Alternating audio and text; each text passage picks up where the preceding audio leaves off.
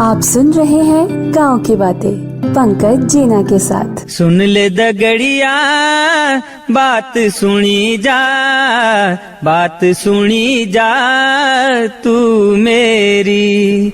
हाय, मेरा नाम पंकज जीना है। किस्से और कहानियां सुनाता हूँ।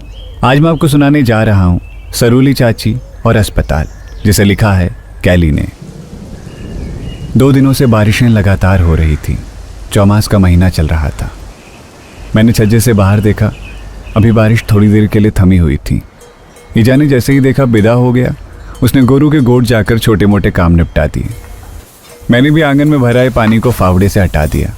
ईजा ने खाना बनाया और खाना खाकर हम भी सो गए। पहाड़ के गांव के लोग शहर की तरह देर रात तक नहीं जागते। जल्दी सोना, जल्दी जागना, ये हर पहाड़ी की आदत में होता है। बाहर बारिशें दोबारा शुरू हो गई। छत पर पड़ती बारिश की आवाज़ किसी लोरी की तरह मुझे सुलाने लगी थी। कहते हैं बारिशों में नींद बड़ी ज़्यादा आती है।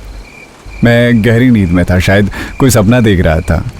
तभी फ़ोन के वाइब्रेशन से मेरी नींद खुली। फ़ोन की स्क्रीन में पालबाखी के परमुदा का नंबर दिख रहा था। फ़ोन के नोटिफिकेशन बार ने बताया कि अब तक 5 कॉल मैं मिस कर चुका हूँ और रात के 2 बज रहे हैं। दोबारा फ़ोन के बजते ही मैंने फ़ोन उठाया। परमुदा की आवाज़ आई, चला जल्दी आ जा और साथ में प्रधान जी के वहां से डोली भी ले आना। बाहर बारिशें थी और वक्त कम था। मालू के पत्तों से बनी ईजा की बरसाती और चप्पल उठाकर हम डोली लेके पालबाखी चले गए।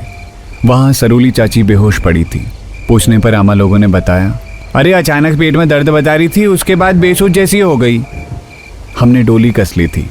रात के अंधेरे में छिलके जलाकर बरसते बादलों का सामना करते हुए डोली लेकर पतली पगडंडियों पर चलना आसान काम नहीं था। लेकिन पहाड़ वालों को मुसीबतों से लड़ना शायद जन्म से सिखा दिया जाता है। जैसे तैसे हम कच्ची सड़क तक पहुंच गए।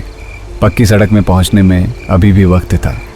अभी 108 को कॉल करते तो न जाने वो कितनी देर लगाते, क्योंकि कच्चे और कीचड़ भरे पहाड़ी रास्तों पर जब इंसान ठीक से नहीं चल पाते तो गाड़ियाँ कैसे चलेंगी। जैसे तैसे पक्की सड़क तक पहुँचे और आनन फानन में गाड़ी की व्यवस्था कराई गई। गाड़ी सरूली चाची को लेकर हल्द्वानी की तरफ निकल पड़ी। परमुदा लोग भी सरूली चाची के साथ हॉस्पिटल गए थे। रात जागते हुए बीती थी। सब फिक्र में थे। सुबह सुबह गांव में फ़ोन आया कि चाची की तबीयत अब थोड़ा ठीक है। तब जाके गांव के लोगों ने राहत की सांस ली। उस दिन तो वक्त पर हमने चाची को अस्पताल पहुंचा दिया, लेकिन देर हो जाती तो ऐसे ना जाने कितनी सरूली चाची अस्पताल पहुंच ही नहीं पाती हैं।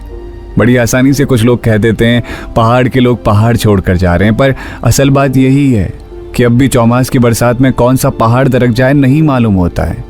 गांव में कोई बीमार हो जाए तो अस्पताल के नाम पर शहर की तरफ ही दौड़ना होता है। असल बात यही है कि पहाड़ के लोग पहाड़ जैसा दिल रखते हैं, इसीलिए पहाड़ में रह पाते हैं। दुआ है जल्द पहाड़ में कम से कम जरूरत की सुविधाएं तो मिल ही जाएं। को सुना लो म्यारे हिरदी का हाला, को सुना लो म्यारे हिरदी का हाला। मेरे कलेजी में आग लगी रे, हाय रे मेरे कलेजी में आग लगी रे।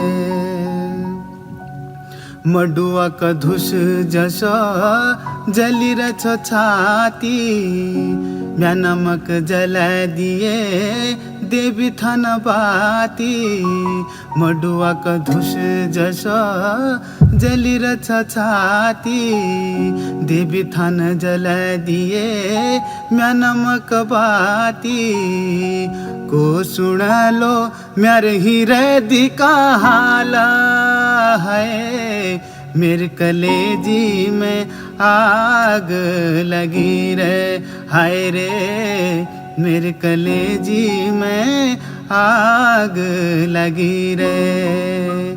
तूनी घूरा गुगुती घूर घूरा, तूनी घूरा गुगुती घूर घूरा। मेरे कलेजी में आग लगी रे, हाय रे मेरे कलेजी में आग लगी।